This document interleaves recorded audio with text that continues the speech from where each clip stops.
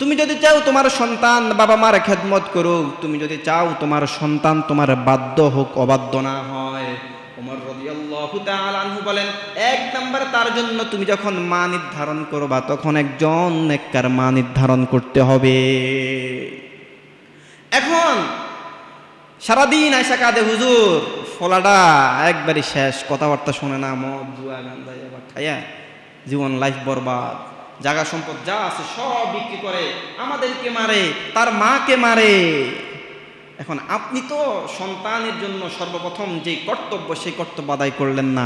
আপনি করেছেন একটা অপদার্থ একটা মেয়েকে বিয়ে, আপনি করেছেন টিকটকারকে বিয়ে, আপনি করেছেন পুরা সমাজের মধ্যে অশ্লীল যে মহিলাটা আছে ওই মহিলাকে বিয়ে, যেই নারীকে পুরা এলাকার সবাই চিনে এক নামে, আপনি সেই নারীকে বিয়ে করছেন, তার সৌন্দর্য দেখে পাগল হয়ে গেছেন, আপনি মনে করেছেন তার বাবার সম্পদ আছে, এটাকে বিয়ে না করলে কি হবে, এটাকেই বিয়ে করতে হবে, এটাকেই বিয়ে করছেন। সে সূরা ফাতিহা পারে না, সে কোরআন পড়তে জানে না, 5 ওয়াক্ত নামাজ পড়তে জানে না, এমন নারীকে বিয়ে করছেন, তার থেকে যে ফসল আসবে ওই ফসল মনে হয় খুব ভালো হবে নাকি?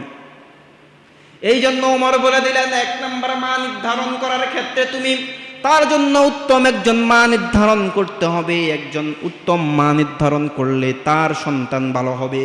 তোমরা দিনকে বেশি প্রাধান্য দিবা, ইসলামকে প্রাধান্য দিবা, দিনদারিতাকে বেশি প্রাধান্য দিবা।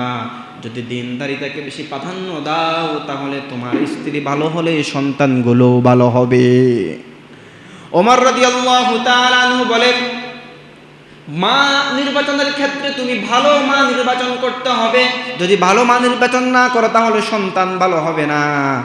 সন্তান বাবার চাইতে মায়ের বেশি আসর পায়, সন্তান বাবার চাইতে মায়ের আসর বেশি পায়, কারণ সন্তান মায়ের কাছে সারাদিন তরবিয়ত শিখে, শিক্ষা শিখে। সন্তানের প্রথম শিক্ষক হয় তার মা। মা সন্তানকে যেভাবে শিখাবে সন্তান সেভাবেই বেড়ে উঠবে।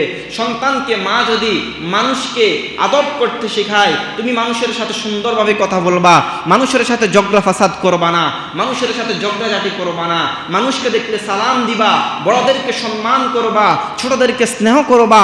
যদি সন্তানকে মা এগুলো শেখায়, সন্তান বড় হলে এমনই হবে। কিন্তু মা যদি মানুষের সাথে সন্তানের সামনে ঝগড়া করে, মা সন্তানকে নিয়ে পাশের ঘরের মানুষের সাথে ঝগড়া করে, মা শিখিয়ে দেয় তুই চুরি কর, মা শিখিয়ে দেয় অমুককে গালি দেয়, মা শিখিয়ে দেয় অমুকের সাথে খারাপ আচরণ কর, তো সন্তান ভালো হবে কোত্থেকে? এই জন্য মা ভালো হলো সব ভালো। মা ভালো হলে অনেক সময় বাবারা খারাপ থাকে, অনেক সময় বাবারা নিকৃষ্ট থাকে, বাবারা সমাজের মধ্যে মানুষের জন্য খারাপ থাকে, কিন্তু মা ভালো হওয়ার কারণে পুরা সংসারটা গোছানো থাকে।